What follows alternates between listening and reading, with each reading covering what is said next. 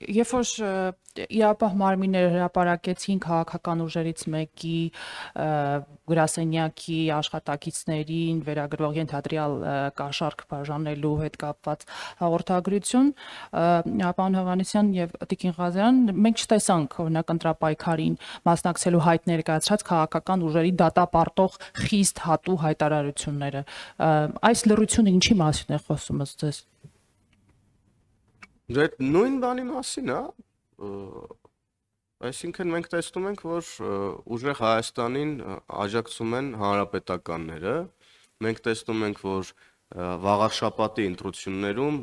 բռնվում են հանրապետականների ներկայացուցիչները փող բաժանելուց, էլի նույն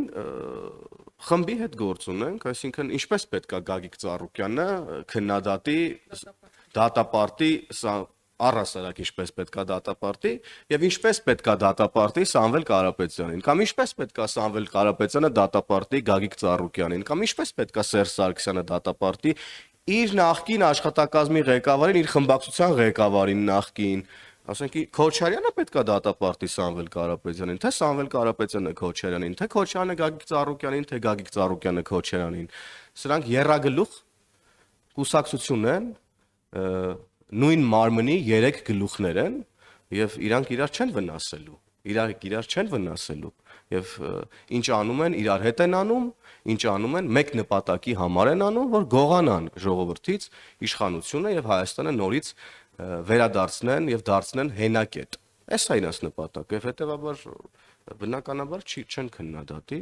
եւ պետք էլ չի ակնկալել, որ ինչ-որ մեկին պետք է քննադատի այդ ուժերից։ Երեք կենտրոնական ընտրական հանձնաժողովի նախագահ Վահագն Հովակիմյանը ազգային ժողովում էր ու ես իրեն հարցրի թե քանի օգտահաշվ է այս պահին բացված կենտրոնական ընտրական հանձնաժողովում գրանցման համար, ինքը ասաց 22, ինչը նշանակում է, որ 22 կուսակցություն այս պահին տրամադրված է հայտ ներկայացնել ընտրություններին եւ դեռ գիտեք օրեր կան, երբ որ մարդիկ հնարավորություն կունենան հավելյալ կարող ավելանա այս թիվը, կարող է իհարկե նաեւ պակասի եւ ձեր հարցը շատ կարեւոր է, որովհետեւ ես իսկապես գուցե ես ուշադիր չեմ եղել, բայց 22 կուսակցությունը բավականաչափ շատ մեծ թիվ է, որպեսզի գոնե 1-2 հոգի իրենց վերաբերմունքը արտահայտած լինեին ընտրակաշառքի վերաբերյալ, իհարկե հարգելով անմեղության կանխավարկած մարդկանց, ոչ թե անվանապես մարդկանց վերաբերյալ, այլ ինքնին երևույթի վերաբերյալ, որովհետև Հայաստանի Հանրապետության ճակատագրի ապագայի համար ամենակարևոր բանն է ընտրությունների ազատ արդար անցկացումը եւ ընտրակեղծարարությունը իմ տպավորությամբ ամենադատապարտելի բանն է, որ կարող է մեզ հետ տեղի ունենալ եւ օգտվելով առիթից ես կարծում եմ, որ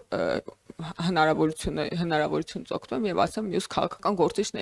գործիչներին, հանրային դերակատարներին, որ ես կարծում եմ բոլորիս բարոյական պարտավորությունն է ընտրակեղծիքների վերաբերմունք արտահայտելը եւ ոչ թե միայն այն մարդկանց, որոնք իրանք աֆիլացված են ընտրակեղծիքների հետ, մենք իրանց իհարկե կարող ենք ասել, որ ինչպես կարող են ընտրակեղծարարները ընտրակեղծիքի դեմ խոսել, բայց ուրիշ մարդիկ էլ կան դաշտում, եւ ես կարծում եմ, որ մարդիկ, ժողովուրդը, քաղաքացիները նույնպես ակնկալում են ուրիշ դերակատարների կողմից լսել, թե իրենք ինչ վերաբերմունք ունեն, արդյոք արդարացնում են ընտրակաշառքը, ընտրակեղծարարությունը, թե դատապարտում են։ Ես կարծում եմ, սա բոլոր հանրային քաղաքական գործիչների պարտավորությունն է դա անել։